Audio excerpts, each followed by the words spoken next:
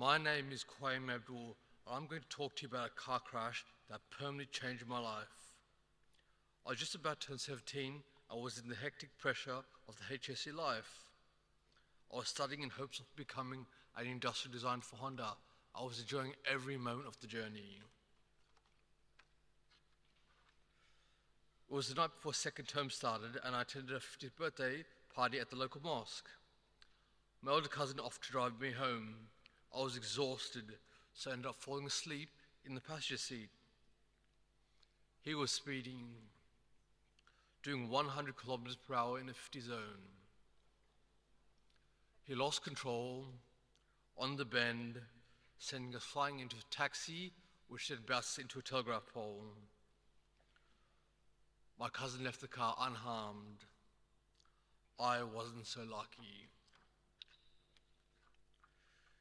The sheer blunt force of the impact gave me traumatic brain injury so horrific that the paramedics refused to let my father see me or ride in the ambulance with me.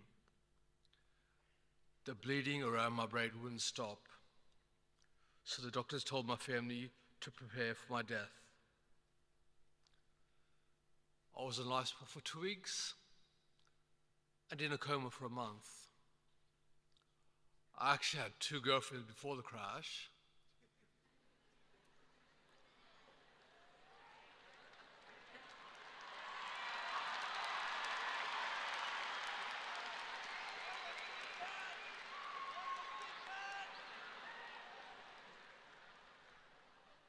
And they met for the first time when I was in ICU.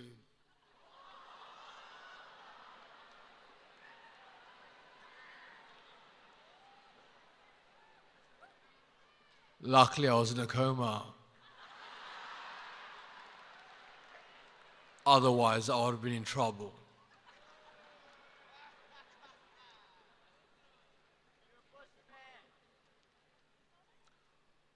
Upon regaining consciousness, it became clear that I was experiencing post-traumatic amnesia, or PTA. PTA involves an acute loss of memory and a state of confusion. Imagine looking your own father in the eye. Can you please go and get my dad? I had no idea who he was. I had no idea who my family and friends were either. They all became strangers. During my first few home visits, I couldn't recognize anything. The pictures on my walls, my soccer trophies, my books, and even things like my PlayStation were all foreign to me. PTA was like being a stranger in my own body. I didn't know who I was. The confusion was terrifying. All I could do was cry. I said how to talk again and how to walk again as well. I also had to relearn my own history. I'd forgotten everything, including all of my school memories. I will never ever get them back again. In total, I was in hospital for 361 days. After coming home, hanging out with my friends just wasn't the same anymore. They were there for me initially for my 18th birthday as I blew out the candles off my cake from my wheelchair. But it was just too difficult for them, and over time I lost them all. If it wasn't for the crash, I know I would still be connected with these guys. Because of my TBI, I still suffer from extreme short and long-term memory loss and can forget things quite easily. I have to rely completely on photos, videos, notes, and social media to recall past events. For example, Liverpool.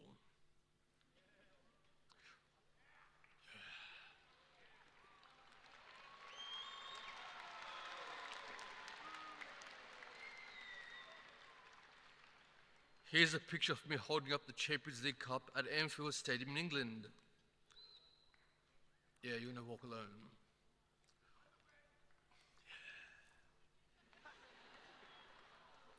I toured the stadium with one of my best mates and had some pretty exclusive Liverpool FC experiences. Without these photos and videos, it would be like the trip never ever actually happened.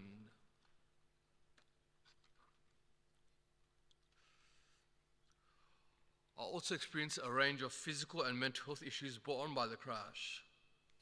I spent much of my week getting support and therapy for these issues from a range of specialists. For example, my toes.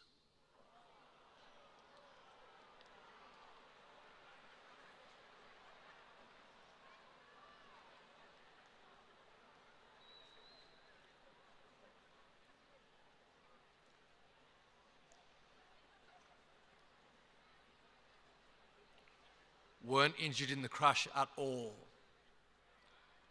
But the messages from the left-hand side of my brain to the muscles in my right foot especially are not being sent right.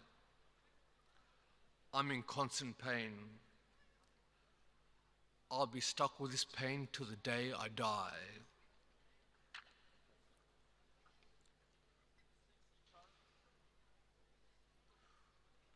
I also have no peripheral vision on the right-hand side of both eyes.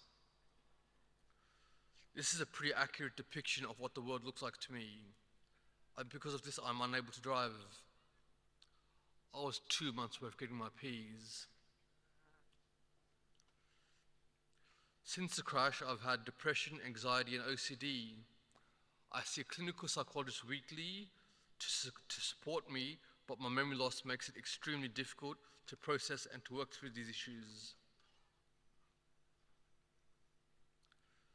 Living with a TBI is a daily battle, and I have to work extremely hard to enjoy and maintain some positive things in life. I've been going to the gym 3 times a week. I've also finally picked up my camera again.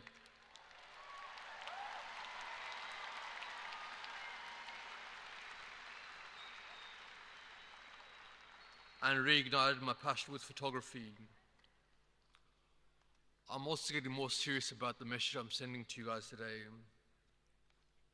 I consider this one of my most important missions in life. One moment of negligent driving completely destroyed my life. My hopes and dreams were crushed in the matter of seconds. If you drive this way, I'm telling you, you need to stop. Do not speed. Don't end up like me. Be street smart.